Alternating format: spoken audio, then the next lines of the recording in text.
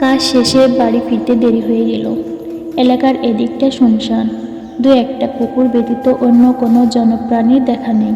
হঠাৎ ফাঁক হয়ে গেল মাটি, পা জড়িয়ে টেনে নিয়ে গেল সেখান থেকে ওঠা কিছু একটা। কণ্ঠনালীতে চেপে বসলো আধারে এগিয়ে আসা একটা হাত। শেষ অস্ফুট আর্তচিৎকারটি শুনতে পায়নি কেউ। কম বেশি অনেক ভৌতিক গল্প বা সিনেমায় এমন ঘটনার অবতারণা দেখা যায়। এসব কাহিনীর কোনোটি নিছক বানানো গল্প, আবার কোনোটি সত্য ঘটনা অবলম্বনে তৈরি বলে দাবি অনেকের। এসবের পাশাপাশি দুনিয়াতে অভাব নেই ভুতুড়ে প্রভাবযুক্ত জায়গারও। বাংলাদেশেও কিছু কিছু স্থান নিয়ে পরিচালিত আছে যা গা ছমছম করার কাহিনী। বাংলাদেশের এমনই কিছু ভুতুড়ে স্থান ও ঘটনা নিয়ে আজকের লেখা। চলন বিল। ভৌতিক স্থানের বিচারে শোনা যায় চলন বিলের কথা। বাংলাদেশের উত্তর পশ্চিমে অবস্থিত সবচেয়ে বড় বিল চলন বিল। নাটোর, সিরাজগঞ্জ ও পাবনা এই 3 জেলা জুড়ে যার বিস্তৃতি। আমাদের এই ভুতুড়ে কাহিনীর মূল বিন্দু আপাতত সিরাজগঞ্জ। আরও ভেঙে বললে তাড়াশ উপজেলা। শোনা যায় চলন বিলের এই এলাকায় অনেক আগে একজন জমিদারের বাস ছিল। এই জমিদার অতি প্রাকৃত ক্ষমতার অধিকারী ছিলেন। একদিন রাতে হঠাৎ করে জমিদার মারা গেলে সেই রাতের ভেতরেই সেখানে রাতারাতি 3টি মন্দির গড়ে ওঠে বলে শোনা যায়, যার একটি আবার পরদিন নিচ থেকে ভেঙে পড়ে। এই 3টি মন্দির ও মধ্যবর্তী বিলের এলাকা ভুতুড়ে বলে পরিচালিত। এছাড়াও চলন বিলে জিনের প্রভাব আছে বলেও বিশ্বাস প্রচলিত আছে। বিশেষ করে রাতের বেলা চলন বিল পাড়ি দিতে গিয়ে অনেকেই জিনের আছরের শিকার হয়েছেন বলে শোনা যায়। এমনকি অনেক পথিকও অশরীরীয় উপস্থিতি আঁচ করতে পেরেছেন বলে জনশ্রুতি আছে। ফয়েজ লেক। নয়নাভিরাম সৌন্দর্যের জন্য মানুষের কাছে এক আকর্ষণীয় নাম ফয়েজ লেক। তবে সৌন্দর্যের পাশাপাশি এর ভুতুড়ে গল্পগুলোর জন্য এর নামডাক আছে। এখানে সাদা ও কালো পোশাক পরিহিত 2জন রহস্যময় নারীর উপস্থিতি আছে বলে জানা যায়। কালো পোশাক পরিহিত নারীটি হুটহাট সন্ধ্যার সময় লোকের পাশে হন্টনরত মানুষের সামনে এসে ভয় দেখায়। সাদা পোশাক পরিহিতা নারীটি সেই তুলনায় বেশ ভালোই বলতে হয়, কেননা কালো পোশাক পরিহিতার মাধ্যমে বিপদে পড়তে যাওয়ার আগে সে মাঝে মাঝে মানুষকে সাবধান করে দিয়ে যায়। আসলে কী রহস্য লুকিয়ে আছে ওই পাহাড় ঘেরা এলাকায় তা কেউই জানে না। তবে ধারণা করা হয় জীবদ্দশায় কালো পোশাক পরিহিতা নারীটি ভালো মানুষ ছিল না। লালবাগ কেল্লা। অন্যতম আকর্ষণীয় ঐতিহাসিক স্থাপনা হল লালবাগ কেল্লা, যা মুঘল আমলে নির্মিত হয়েছিল। লালবাগ কেল্লাও ভুতুড়ে স্থান হিসেবে পরিচিত। কেউ কেউ বলে লালবাগ কেল্লায় সুবেদার শায়েস্তা খাঁর কন্যা পরী বিবির আত্মাকে রাতের বেলা ঘুরতে দেখা যায়। আবার মাথাবিহীন উল্টো পায়ের ঘোড়াকেও মতান্তরে একটি লোক যার মাথা ও পা দুটোই ঘোড়ার মতো, তবে পা উল্টো দিকে ঘোরানো নাকি মাঝে মাঝে দেখা যায়।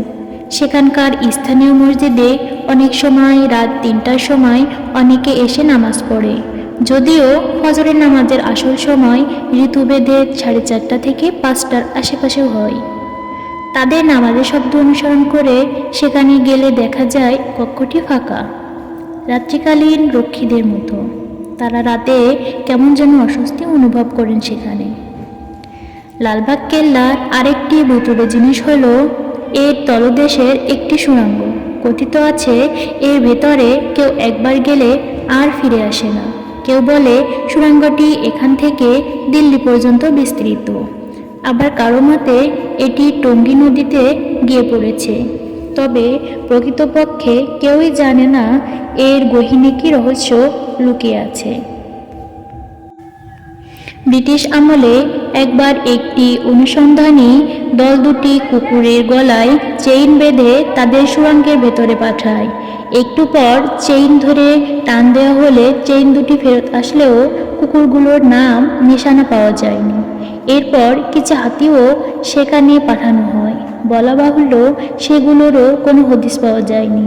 এই ঘটনার পর ব্রিটিশ সরকারের পক্ষ থেকে ওই সুড়ঙ্গ মুখ বন্ধ করে দেওয়া হয়। সেই সুড়ঙ্গ আজও বন্ধ। কী লুকে আছে ওই বদ্ধ দরজায় ওপারে তা এখনও মানুষের জানা নেই। তবে সব মিলিয়ে লালবাগ কেল্লা শুধু ইতিহাসেরই না, বরং রহস্যেরই আধার বটে। ঢাকা এয়ারপোর্ট রোড ঢাকার অন্যতম পুরনো মহাসড়কগুলোর একটি এটি। এখানে গভীর রাতে অশরীরীর উপস্থিতি পাওয়া যায় বলে দাবি অনেকের। গাড়ি চালাতে চালাতে হঠাৎ করে চালক দেখেন সামনে রাস্তায় সাদা পোশাক পরিহিতা একজন নারীকে। নারীটি অবিশ্বাস্য গতিতে গাড়ির দিকে এগিয়ে আসে। ভয় পেয়ে চালক নিয়ন্ত্রণ হারিয়ে ফেললেই ঘটে দুর্ঘটনা।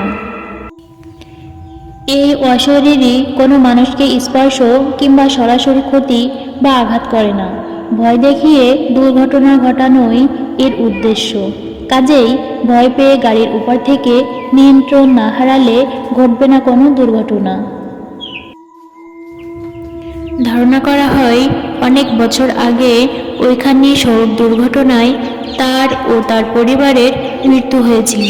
বিধার প্রতিশোধ নিতে সেও চায় মানুষ একইভাবে দুর্ঘটনায় মারা যাক। চলন্ত গাড়ির একাকী চালককেই গভীর রাতে ভয় দেখায় মেয়েটি। নিয়ন্ত্রণ হারিয়ে এখনো পর্যন্ত অনেক দুর্ঘটনা ও বেশ কিছু প্রাণহানি হয়েছে। আহত হয়েছে অনেকে। কারো মতে জসিম উদ্দিন ও বিমান অফিসের মধ্যবর্তী সড়ক এলাকায়, আবার অনেকের মতে নিকুঞ্জ ও বিমান অফিসের মধ্যবর্তী সড়ক এলাকায় দেখা পাওয়া যায় এই অশরীরী। তবে দিনের বেলা সেখানে এর কোনো দেখা পাওয়া যায় না। পার্কি বিচ, চট্টগ্রাম। কাজ শেষে বাড়ি ফিরতে দেরি হয়ে গেল। এলাকার এদিকটা শুনশান। দু একটা কুকুর ব্যতীত অন্য কোনো জনপ্রাণীর দেখা নেই। হঠাৎ ফাঁক হয়ে গেল মাটি। পা জড়িয়ে টেনে নিয়ে গেল সেখান থেকে ওঠা কিছু একটা। কণ্ঠনালীতে চেপে বসলো আধারে এগিয়ে আসা একটা হাত। শেষ অস্ফুট আর্তচিৎকারটি শুনতে পায়নি কেউ। কম বেশি অনেক ভৌতিক গল্প বা সিনেমায় এমন ঘটনার অবতারণা দেখা যায়। এসব কাহিনীর কোনোটি নিছক বানানো গল্প, আবার কোনোটি সত্য ঘটনা অবলম্বনে তৈরি বলে দাবি অনেকের। এসবের পাশাপাশি দুনিয়াতে অভাব নেই ভুতুড়ে প্রভাবযুক্ত জায়গারও। বাংলাদেশেও কিছু কিছু স্থান নিয়ে পরিচালিত আছে যা গা ছমছম করার কাহিনী। বাংলাদেশের এমনই কিছু ভুতুড়ে স্থান ও ঘটনা নিয়ে আজকের লেখা। চলন বিল। ভৌতিক স্থানের বিচারে শোনা যায় চলন বিলের কথা। বাংলাদেশের উত্তর পশ্চিমে অবস্থিত সবচেয়ে বড় বিল চলন বিল।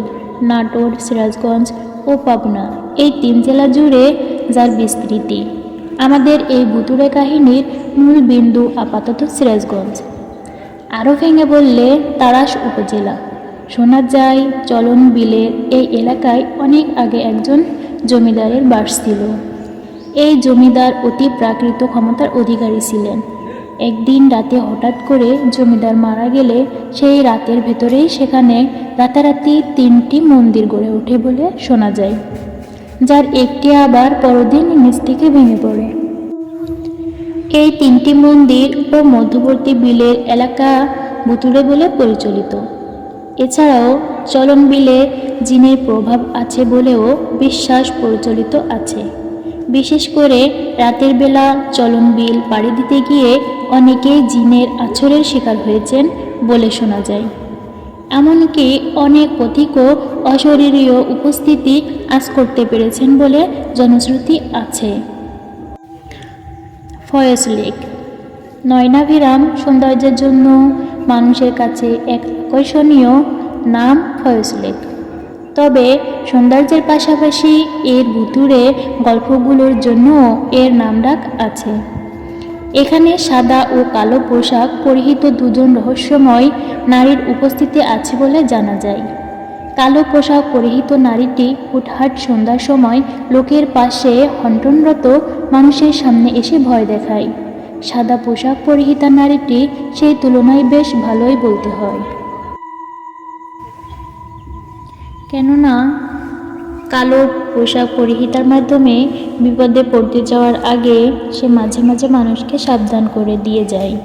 আসলে কী রহস্য লুকিয়ে আছে ওই পাহাড় ঘেরা এলাকায় তা কেউই জানে না।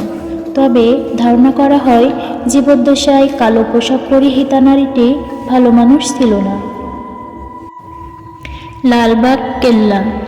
অন্যতম আকর্ষণীয় ঐতিহাসিক স্থাপনা হল লালবাগ কেল্লা, যা মুঘল আমলে নির্মিত হয়েছিল। লালবাগ কেল্লাও ভুতুড়ে স্থান হিসেবে পরিচিত। কেউ কেউ বলে লালবাগ কেল্লায় সুবেদার শায়েস্তা খাঁর কন্যা পরী বিবির আত্মাকে রাতের বেলা ঘুরতে দেখা যায়। আবার মাথাবিহীন উল্টো পায়ের ঘোড়াকেও মতান্তরে একটি লোক যার মাথা ও পা করতে রাঙামাটির গহীন জঙ্গলে গিয়েছিল। সাগরে যেহেতু সুপে পানি নেই, তাই তৃষ্ণা নিবারণার্থে তারা মাটি খুঁড়তে শুরু করে সুপেয় পানির আশায়। একসময় তাদের কোদাল শক্ত কিছুতে আঘাত করে। তারা সোনালি আবরণের একটি কাঠের জার এবং কিছু কারুকাজ করা সোনার পাত খুঁজে পান। আরও খোঁড়াখুড়ি করার পর তারা বালিতে গেঁথে থাকা সোনা ও ধনরত্ন বোঝাই পুরনো একটি নৌকার হদিস পান। সূর্যাস্তের সময় প্রায় হয়ে যাওয়ায় সেদিনকার মতো কাজে ক্ষান্ত দিয়ে ফিরে যাবার সিদ্ধান্ত নেন তারা। পরদিন ভোর সকালে এসে আবার কাজ করবেন ভেবে সেদিনের মতো তারা সেখান থেকে চলে যান। কিন্তু তাদের জীবনে আর কোনো নতুন সকাল আসেনি। ফেরার পথে রহস্যজনকভাবে মৃত্যু হয় পিতা পুত্রের। জনশ্রুতি আছে সোনা বোঝাই নৌকাটি অভিশপ্ত, যেই তার অনুসন্ধান করবে অপঘাতে মারা পড়বে সে। আরও কিছু ঘটে যাওয়া ঘটনা স্থায়ীদের এই বিশ্বাসকে মজবুত করেছে। এখনও বলা হয় সেই পিতা পুত্রের আত্মা হিংসাবশত সেখানে রয়ে গেছে নৌকাটি পাহারা দেবার জন্য। তাই ওদিকে, এমনকি ওই দিকের কোনো রাস্তা দিয়ে কেউ গেলেও তাদের ছায়ামূর্তি বিভিন্নভাবে ভয় দেখাবার চেষ্টা করে। অন্য একটি ঘটনা একটি মন্দিরকে ঘিরে। মিশ্রিপাড়ায় অবস্থিত 21 ফিট উঁচু বৌদ্ধ মন্দিরটির উপর অশুভ কিছু প্রভাব আছে বলে শোনা যায়। রাস পূর্ণিমা ও মাঘী পূর্ণিমায় সাগর জলে স্নান করতে আসা মানুষের মতে মন্দিরটি অভিশপ্ত এবং অতৃপ্ত ও অপঘাতে মারা যাওয়া আত্মারা নির্দিষ্ট রাতে ওখানে এসে শয়তানের পুজো করে। এভাবে বুদ্ধের বিরোধিতা করে তারা। যদিও অনেকে এটিকে গুজব ভাবেন, তবে এই ধারণাটি অনেক বছর পুরনো। কুয়াকাটা সৈকতের একটি অংশ রাখাইন বসতির মাধ্যমে অভিশপ্ত বলে শোনা যায়।